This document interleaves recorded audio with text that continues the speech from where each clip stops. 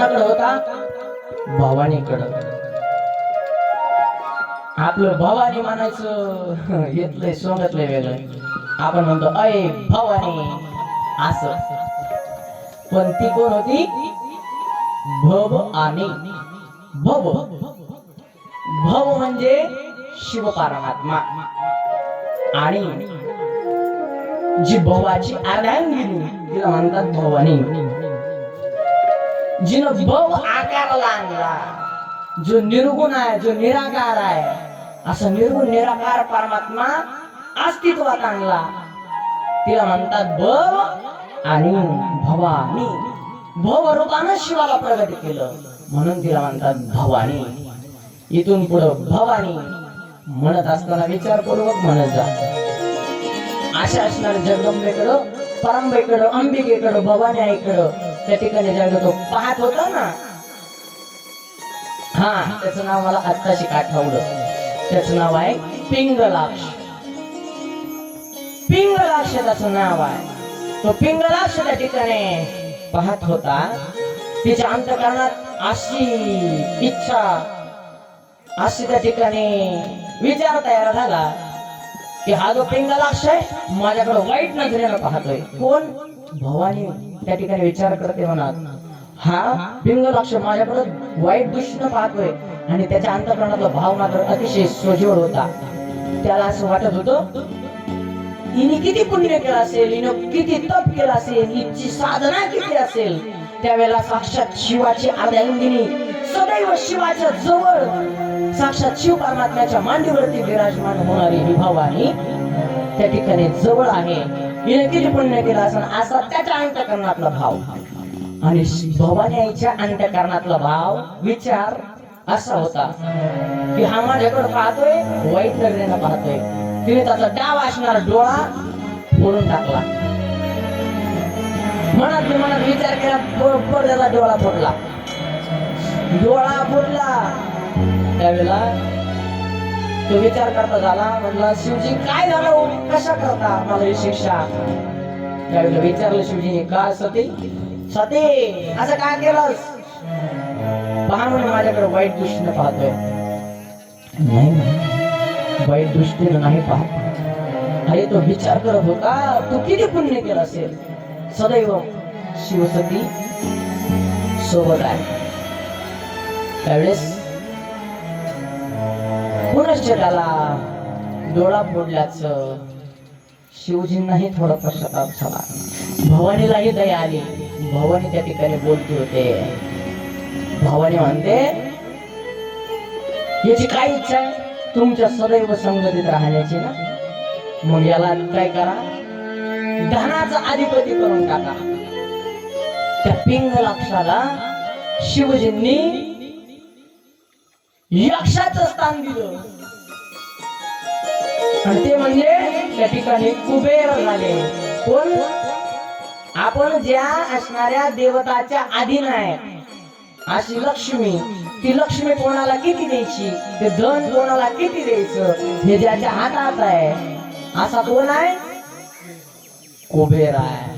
बस होता बाबा, असा असणारा कुबेर आहे. आणि तो कुबेर परापर्यंत पोहोचण्याकरता त्यांनी काय काय सायस केले?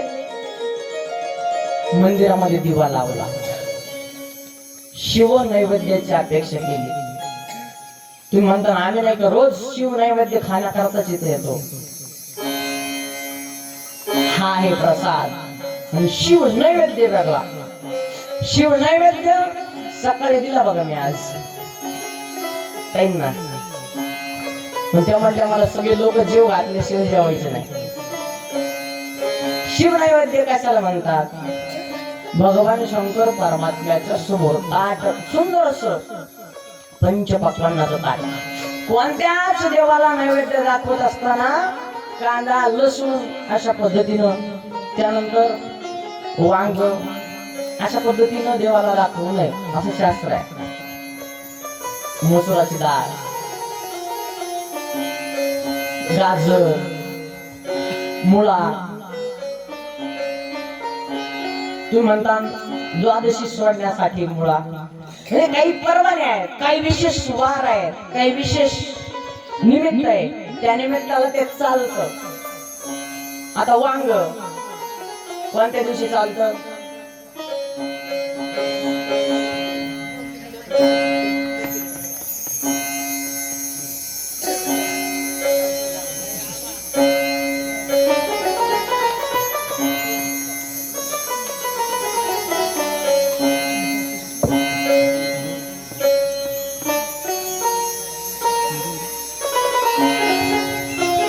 लयच गहन विचारात पडला तुम्ही. म्हणा ना भोगी दिवशी खाल्लं म्हणून. एवढे जवळचं नाही, खंड वापस कर गेली माग. सटीला काय जिजाने खरं सांगितलं म्हणजे सटीला खायला जमत. आणि दुसरी गोष्ट भोगीला काही विशेष परवाने आहेत, त्या परवान्याला ते खाल्लेलं ते त्या दिवशी खावा. आणि आता झालेला जो महिना आहे ना या अमावस्येच्या अगोदरचा, काय नाव त्या महिन्याचं? पौष महिना. त्या पौष महिन्यामध्ये तीळ खायला पाहिजे, कारण की तिळाला अत्यंत महत्व आहे. मी काय सांगत होतो तुम्हाला, शिवाला नैवेद्य दाखवायचं. असं पांगत चलत दुकान केव्हा जायचं कृष्ण जन्माकडे. मला बारीक सारीक गोष्टी सांगितल्याशिवाय चेनच पडत नाही मनाला. असं जे येतं ते सांगतो, वाचून सांगितलेलं तुम्हाला जमत नाही. जे मनात येतं ते सांगितल्यावर मग तुम्ही जरा गोड करून ऐकता. त्या पिंग लक्षानं हा सांगत होतो मी तुम्हाला, शिव नैवेद्य सकाळी जो दिला तो कोणत्याही आराध्य देवाचा नैवेद्य, त्याला रोज आपल्या हातानं भरवायचा. कसा? हातानं भरवायचा.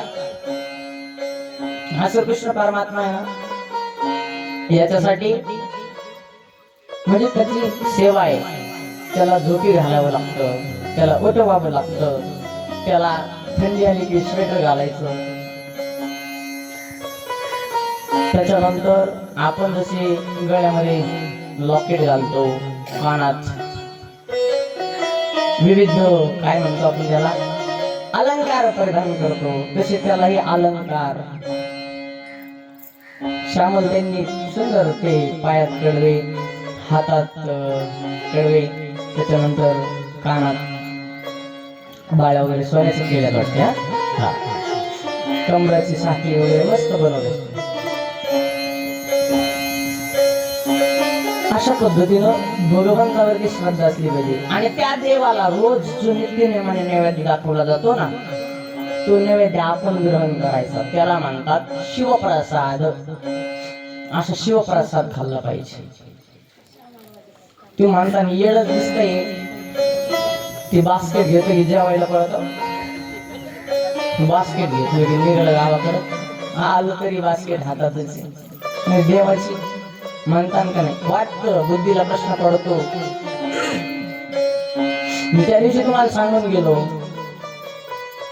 तुम्हाला लग्न झाल्याबरोबर एक देव दिलेला असतो, त्याची सेवा करायला शिकवायची असते. परंतु विषय असा आहे, ती सेवा करायला शिकवत नाहीत.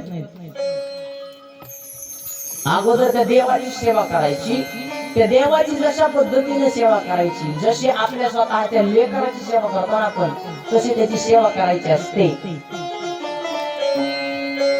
एखाद्या वेळेला या देवाची सेवा न करता सुद्धा एक दिवस घालवू शकतो आपण.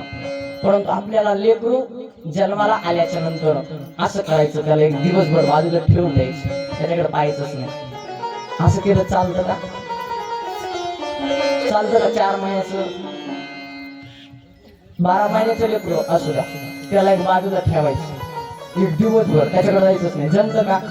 तसं या देवाला एक दिवसभर बाजूला ठेवलं तरी चालतं. ही प्रक्रिया कशासाठी? तो रंगणात कशासाठी दिला जातो तुमच्याकडं लग्नामध्ये? तुम्हाला हे अशा पद्धतीचं बाळ जन्माला घालायचंय, त्याची सेवा अगोदर करायला शिका या कृष्णाच्या, या कन्हैयाच्या रूपानं. आणि मग तुम्हाला जन्माला घातलेल्या बाळाची तशीच सेवा तुम्हाला करावं लागणार आहे. हे त्या गोष्टीतून आपल्याला सांगितलं जातं. म्हणून लग्नामध्ये रंगणात दिलेला असतो. तो रंगणात त्या गोष्टीसाठी असो. फांदी फुटली की फुलापर्यंत जाते. गुणनिधी गुणनिधी कुठे गेला? कुबेरापर्यंत गेला. कुबेर पद प्राप्त झालं. आज सगळ्यांना सोनं कोणाला किती द्यायचे? सोन्याचे भाव किती जरी वाढलेले असले किंवा किती कमी असले तरी सोनं कोणाकडे किती द्यायचं हे ज्याच्या हातात आहे त्याला म्हणतात कुबेर. त्या ठिकाणी आणि कालचा कथा प्रसंग असा आहे. कालचं चालू सगळं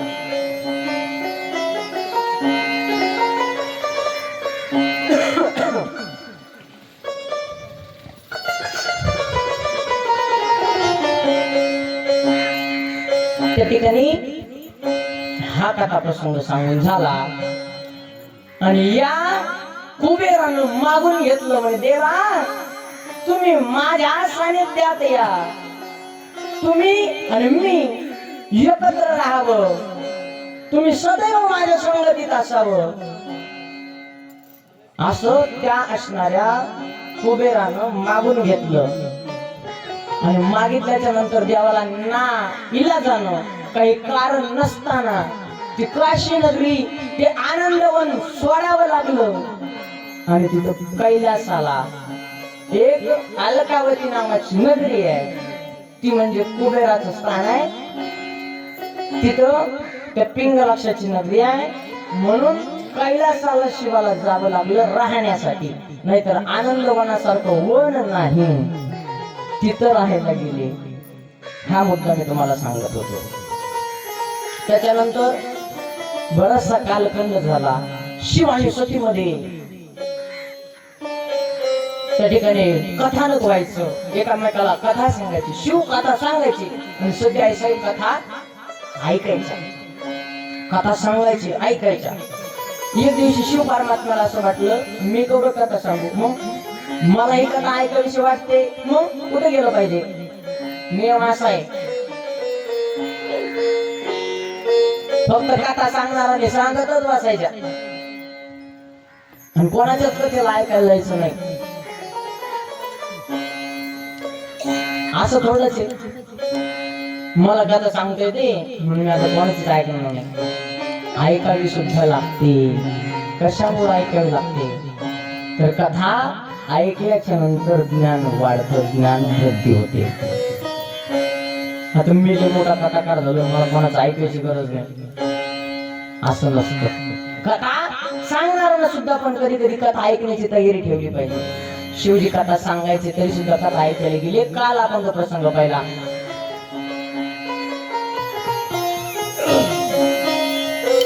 एक बार त्रेता जुग माही, एक बार त्रेता जुग माही, शंभर एक शिपाही, संघर्ष की जग जननी भवानी,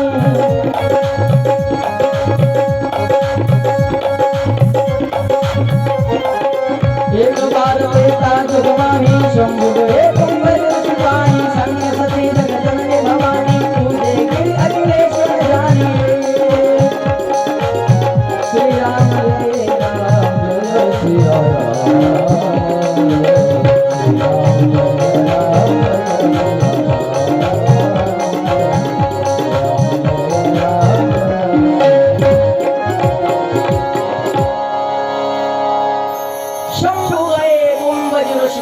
संग सती जग जननी भवानी. सोबतीला जग जननी असणारी सती सोबतीला गेले.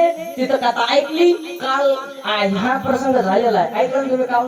आज धावत्या वेळेला सांगतो. तिथे गेले, ऐकलं, पाय पडले, तेही यांच्या पडले, मनात संधी निर्माण झाला. बघा सांगणारच त्या ठिकाणी ऐकणाराच्या पाय पडतो, तर याला काय येत असं हा संधी. पुढे गेल्यानंतर प्रसंग असा निर्माण झाला. नेमके प्रभू रामचंद्र परमात्मा अरण्यामध्ये सीते सीते करत होते. म्हणजे याला याची बायको सापडा ना. आमचे भोळे बाबा काय म्हणतात, हे आमचा देव आहे. असला कसला देव आहे? अरे याला देव म्हणणार आमचा बाबा भोळा आहे. अशा पद्धतीनं घरी गेले. सीता झाल्या होत्या म्हणून त्यांचं आसन बदललं. मांडीवरती स्थान होतं, समोर ठेवलं. समोरच त्या ठिकाणी स्थान होतं. त्या ठिकाणी सतीचा त्या ठिकाणी शिवजींनी त्याग केला.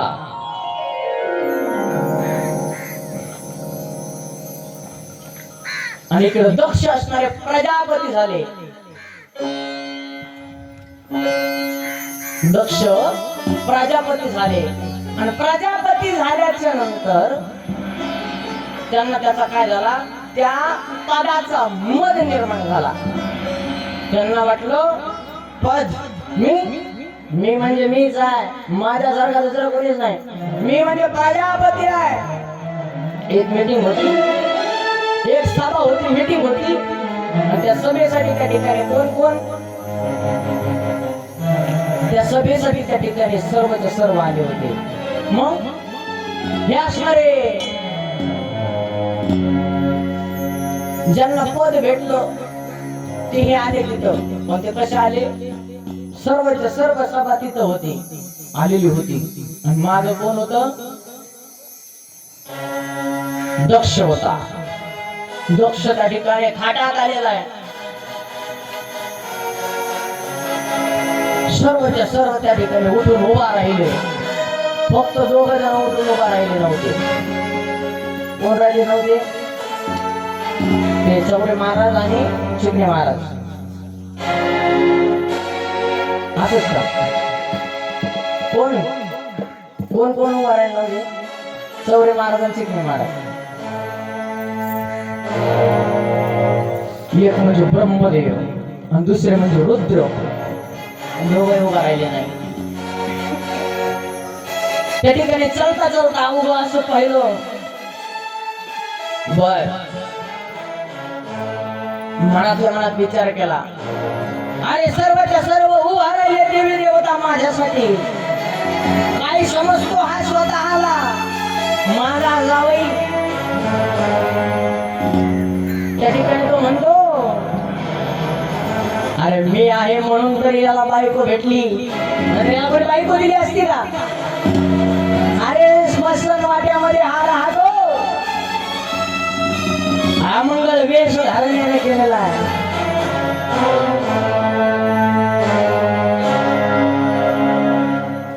हा मंगल वेशधारी असणारा हा